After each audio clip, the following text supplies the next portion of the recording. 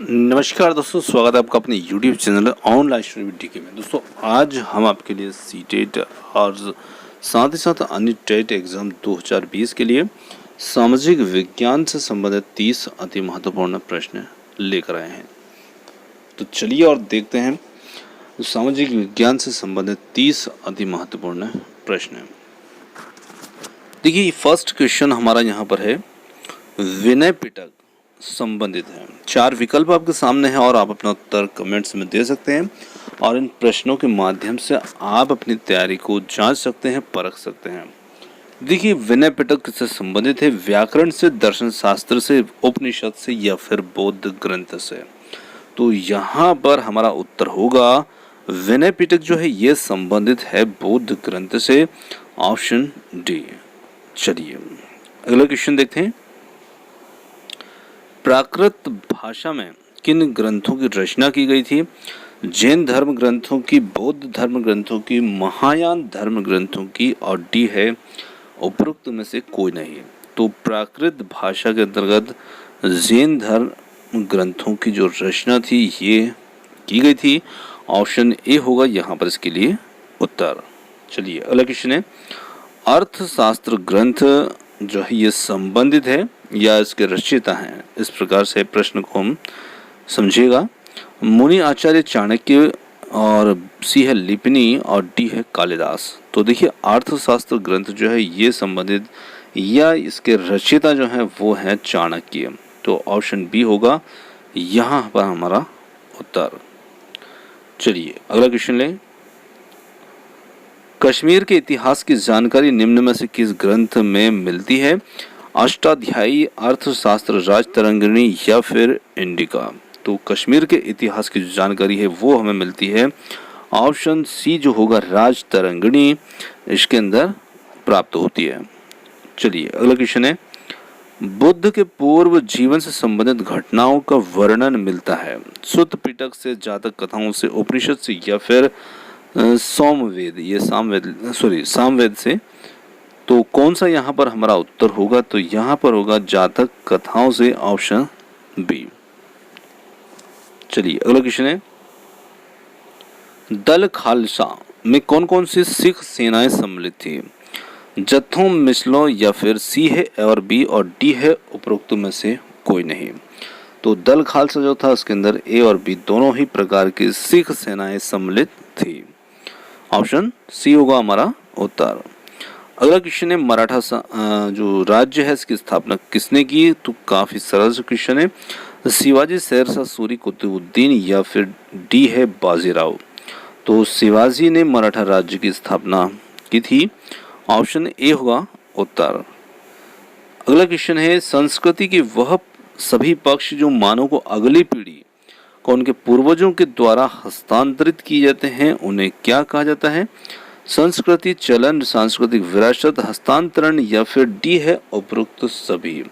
तो यहाँ पर संस्कृति के वो पक्ष, देखिए यहाँ पर संस्कृति के वो सभी पक्षों की बात की जा रही है जो मानव की अगली पीढ़ी को उनके पूर्वजों के द्वारा हस्तांतरित किए जाते हैं, तो उन्हें हम कहते हैं सांस्कृतिक विरासत। ऑप्शन बी होगा यहाँ पर हमारा उत्तर। चलिए अगला क्वेश्चन है, भारतीय संस्कृति का स्वरूप है पृथकता, एकल धर्म प्रभावी, धर्मनिरपेक्षता या फिर धर्म विहीनता। तो देखिए भारतीय संस्कृति का जो स्वरूप है वो है धर्मनिरपेक्षता, ऑप्शन सी होगा यहाँ हमारा उत्तर। चलिए अगला क्वेश्चन है, भारतीय संस्कृति है अध्यात्मवादी, सापेक्षवादी, भौतिकवादी या फिर डी है ए और सी दोनों ही प्रकार की है। तो यहाँ पर हम कह सकते हैं अध्यात्मवादी और सापेक्षवादी दोनों ही प्रकार की है। सॉरी, मैंने यहाँ पर ए और सी है हमारा उत्तर, तो ए और सी अध्यात्मवादी और भौतिकवादी। चलिए अगला क्वेश्चन है, महासागरों की गतियां होती है। महासागर की गतियां किस प्रकार की होती है? धाराएं, तरंगे, ज्वार भाटा या फिर डी है उपरोक्त सभी प्रकार की। तो देखिए महासागर के अंदर सभी प्रकार की होती है, धाराएं, ज्वार भाटे और तरंगे, सभी प्रकार की गतियां इसमें हमें देखने को मिलती है। अगला क्वेश्चन है, महासागरीय जल का उठना एवं गिरना क्या कहलाता है? तो महासागरीय जल का ऊपर लहरों के रूप में उठना, नीचे गिरना, उसे हम ज्वार भाटा कहते हैं। ऑप्शन सी जो होगा ये हमारा उत्तर होगा। चलिए अगला क्वेश्चन है, ज्वार भाटा का मुख्य कारण है, क्या कारण होता है? पृथ्वी का गुरुत्वाकर्षण, बी है पृथ्वी का घूमना, सी है ज्वालामुखी और डी है सूर्य तथा चंद्रमा का गुरुत्वाकर्षण। तो देखिए ज्वार भाटा का जो मुख्य कारण होता है वो होता है यहाँ पर सूर्य तथा चंद्रमा का गुरुत्वाकर्षण। ऑप्शन डी जो होगा ये हमारा उत्तर होगा। अगला क्वेश्चन हमारा है, सामाजिक अध्ययन शिक्षण के तहत कक्ष में एक अध्यापक की महत्वपूर्ण गतिविधि नहीं है। तो देखिए यहाँ पर हमसे नहीं है वो पूछा जा रहा है। चलिए देखते हैं, छात्रों के द्वारा मानचित्र बनवाना, बी है छात्रों के द्वारा चार्ट निर्माण करना, सी है छात्रों को विषय संबंधित प्रश्नों का उत्तर न देना और डी है उपरोक्त सभी है। तो देखिए यहाँ पर जो शिक्षक की जो महत्वपूर्ण गतिविधि नहीं होगी वो होगी ऑप्शन सी, छात्रों को विषय संबंधित प्रश्नों के उत्तर ना देना। ऑप्शन सी, ये महत्वपूर्ण गतिविधि नहीं है। चलिए अगला क्वेश्चन देखें, संसाधन के प्रकार हैं। अब संसाधन के प्रकार कितने होते हैं, कौन कौन से होते हैं? जैव संसाधन, बी है अजैव संसाधन और सी है ए तथा बी दोनों ही प्रकार के। तो संसाधन जो होते हैं वो ए और बी दोनों ही प्रकार के होते हैं, जैव तथा अजैव। ऑप्शन सी होगा हमारा उत्तर। चलिए अगला क्वेश्चन है, किस के उपदेश धार्मिक परंपराओं तथा आडंबरों के विरुद्ध थे? तो यहाँ पर हम कह सकते हैं मीराबाई, कबीर रस खान, सूरदास। तो कबीरदास जी के जो उपदेश थे वो धार्मिक परंपराओं और आडंबरों के बिल्कुल विरुद्ध थे। तो यहाँ पर ऑप्शन बी जो होगा ये हमारा उत्तर होगा। चलिए अगला क्वेश्चन है, निम्न में से आदर्श कक्षा संचालन के लिए एक अध्यापक के कौन कौन से कौशल अध्यापक में शामिल होना चाहिए? प्रभावी अनुशासन, अधिगम क्रियाकलाप, सी है अधिगम वातावरण का निर्माण और डी है उपरोक्त सभी। तो यहाँ पर हम कह सकते हैं कि एक अध्यापक के अंदर उपरोक्त सभी प्रकार के गुण होना चाहिए। ऑप्शन डी होगा हमारा उत्तर। चलिए अगला क्वेश्चन है, गुरु नानक की रचनाओं का संग्रह किसने किया? बाबा फरीद, गुरु गोविंद सिंह, गुरु अंगद और डी है उपरोक्त में से कोई नहीं। तो गुरु अंगद ने गुरु नानक जी की रचनाओं का संग्रह किया था। ऑप्शन सी होगा उत्तर। चलिए, गुरु अर्जुन देव को मृत्युदंड का आदेश किस मुगल सम्राट ने दिया था? औरंगजेब, जहांगीर, शाहजहां या फिर डी है अकबर। तो यहाँ पर उत्तर बनेगा जहांगीर, ऑप्शन बी। अगला क्वेश्चन हमारा है, खालसा पंथ के संस्थापक हैं।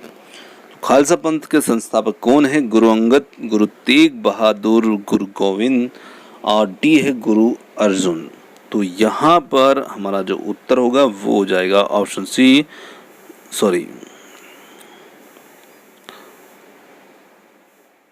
गुरु गोविंद सिंह। ऑप्शन सी जो होगा ये हमारा उत्तर होगा। चलिए अगला क्वेश्चन हमारा है, प्रार्थना समाज के संस्थापक हैं। तो प्रार्थना समाज के संस्थापक कौन है? आत्माराम पांडुरंगा, दयानंद सरस्वती, सी है परमहंस, डी है राजा राम मोहन राय। तो यहाँ पर उत्तर होगा ऑप्शन ए, आत्माराम पांडुरंगा। चलिए अगला क्वेश्चन देखते हैं, विडो रिमेरेज एसोसिएशन की स्थापना किसने की? Sir R D Bhandarkar, B है दयानंद सरस्वती और सी है सर नारायण, डी है महादेव गोविंद रानाडे। तो यहाँ पर हमारा उत्तर होगा ऑप्शन डी, महादेव गोविंद रानाडे।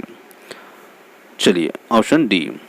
अगला क्वेश्चन है, निम्न में से प्रार्थना समाज के उद्देश्य रहे हैं। तो जाति व्यवस्था का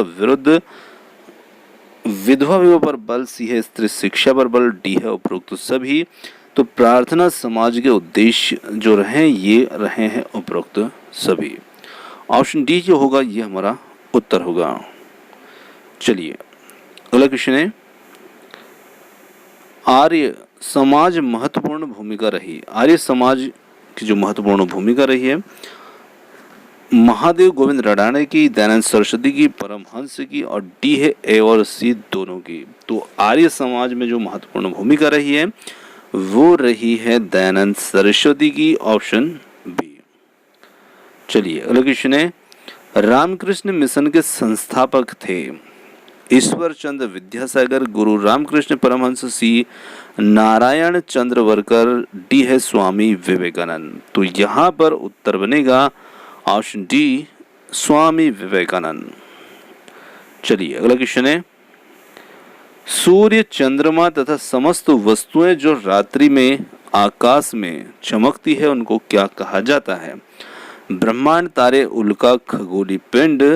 तो इन सभी को हम कहते हैं खगोली पिंड, क्योंकि इसके अंदर सूर्य चंद्रमा और समस्त जो आकाशीय पिंड होते हैं वो सभी इसके अंतर्गत आ जाते हैं। तो ऑप्शन डी हो जाएगा हमारा उत्तर। अगला क्वेश्चन हमारा है खगोल शास्त्री संबंधित है। ऑप्शन इस प्रकार से, सूर्य तथा चंद्रमा का अध्ययन करने वाला व्यक्ति, बी है खगोलीय पिंडों के संबंध में अध्ययन करने वाला व्यक्ति, सी है नक्षत्रों का अध्ययन करने वाला व्यक्ति, और डी है उपरोक्त सभी। तो यहाँ पर हम कह सकते हैं कि जो खगोल शास्त्री होता है वैसे तो वो सभी का अध्ययन करने वाला होता है, पर हमारा जो प्रश्न है उसी के अनुरूप हमें उत्तर देखना है। देखिए खगोल शास्त्री खगोलीय पिंडों के संबंध में अध्ययन करने वाला व्यक्ति होता है। आप खगोलीय पिंड के अंदर सूर्य चंद्रमा भी आ जाते हैं, नक्षत्र ग्रह तारे सभी चीजें आ जाती है। तो निश्चित हम यहाँ पर चुनेंगे खगोलीय पिंडों का अध्ययन करने वाले व्यक्ति को खगोल शास्त्री कहेंगे।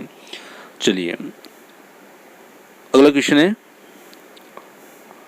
प्राथमिक स्तर पर सामाजिक विज्ञान शिक्षण का उद्देश्य है। तो प्राथमिक स्तर की यहाँ पर बात की जा रही है। यहाँ पर ऑप्शन इस प्रकार से, बच्चों में सामाजिक मुद्दों के प्रति संवेदना उत्पन्न करना, बी है बच्चों में सामाजिक पर्यावरण की समझ का विकास करना, सी है बच्चों में पहचान तथा वर्गीकरण की क्षमता पैदा करना, और डी है उपरोक्त सभी। तो यहाँ पर हम कह सकते हैं कि उपरोक्त सभी जो होगा प्राथमिक स्तर पर बच्चों के अंदर संवेदना उत्पन्न करना, पर्यावरण की समझ का विकास करना और वर्गीकरण की क्षमता पैदा करना। ऑप्शन डी होगा उत्तर। चलिए अगला क्वेश्चन है, उच्च प्राथमिक स्तर पर सामाजिक विज्ञान शिक्षण का उद्देश्य है। तो उच्च प्राथमिक स्तर पर सामाजिक विज्ञान शिक्षण का क्या उद्देश्य होता है। सामाजिक तथा राजनीतिक संस्थाओं से अवगत कराना, बी है प्राकृतिक विज्ञानों के प्रति अधिक प्रतिक्रिया, सी है संवैधानिक दायित्वों के प्रति उदासीनता, और डी है उपरोक्त सभी। तो यहाँ पर कहेंगे कि बच्चों को उच्च प्राथमिक स्तर पर सामाजिक तथा राजनीतिक संस्थाओं से अवगत कराना, क्योंकि हम उपरोक्त सभी को चुनते हैं। तो यहाँ पर देखिए ऑप्शन सी जो है थोड़ा सा नेगेटिव है, संवैधानिक दायित्वों के प्रति उदासीनता, इसलिए हम यहाँ पर सभी को नहीं चुन सकते। और बी यहाँ पर प्राकृतिक विज्ञान के प्रति अधिक प्रतिक्रिया बता रहा है। तो हमारा उत्तर होगा ऑप्शन ए। चलिए अगला क्वेश्चन है, जिन खगोलीय पिंडों में अपना प्रकाश तथा ऊष्मा नहीं होती है वो तारों के प्रकाश से प्रकाशित होते हैं और ऐसे पिंडों को हम कहते हैं। तो ऐसे खगोलीय पिंड को जिनकी अपनी खुद की ऊष्मा तथा प्रकाश नहीं होती है और वो तारे या सूर्य के प्रकाश से प्रकाशित होते हैं तो उन्हें हम कहते हैं ग्रह। Option D. चलिए अगला क्वेश्चन है, कक्ष में की जाने वाली गतिविधियां हैं प्रश्न पूछना, निर्देशन, वाद विवाद, या डी है उपरोक्त सभी। तो यहाँ पर हम कह सकते हैं कि कक्ष में उपरोक्त सभी प्रकार की गतिविधियां की जाती है। ऑप्शन डी होगा उत्तर। तो दोस्तों ये थे आज के हमारे सामाजिक विज्ञान से संबंधित 30 अति महत्वपूर्ण प्रश्न। और प्रश्न आपको कैसे लगे कमेंट्स करके बता सकते हैं। और वीडियो यदि आपको पसंद आया तो वीडियो को लाइक कर सकते हैं, चैनल को सब्सक्राइब कर सकते हैं। और आपने हमें इतनी देर सुना उसके लिए बहुत बहुत धन्यवाद। Thank you so much. मिलते हैं जल्दी ही एक नए किसी वीडियो के साथ।